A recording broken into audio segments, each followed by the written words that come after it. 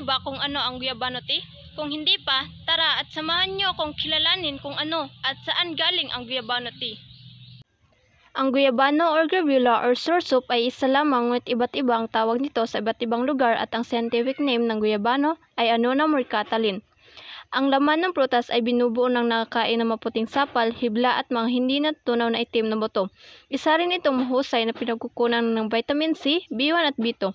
Bukod sa karaniwang gamit ng prutas bilang sangkap sa mga juice, smoothies, panghimagas, fruit bars at candy, malawak din itong ginagamit sa mga homeopathic na remedyo o natural na panggamot.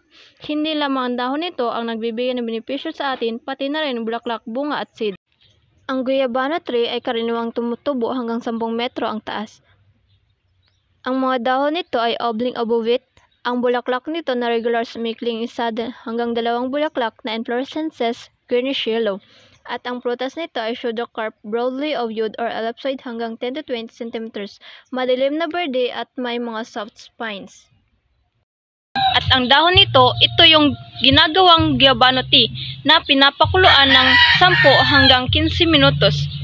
Ang guyabano ay maraming benepisyo sa ating katawan tulad ng panlaban sa arthritis at rheuma, mabuti sa may diabetes, mabuti sa kalusugan ng mata, nakakaprotekta sa ating tiyan, panlaban sa stress at anxiety, nagre-regulate ng blood pressure, nagpapalakas ng immune system, panlaban sa konstipasyon, pinapanatili ang ating katawan na maging hydrated, panlaban at pang-iwas sa cancer at panlunas sa gout at mataas na uric acid. At bago natin tapusin ang video na to, sagutin muna natin ang tanong na, bakit mahalaga ang saribuhay ng Pilipinas?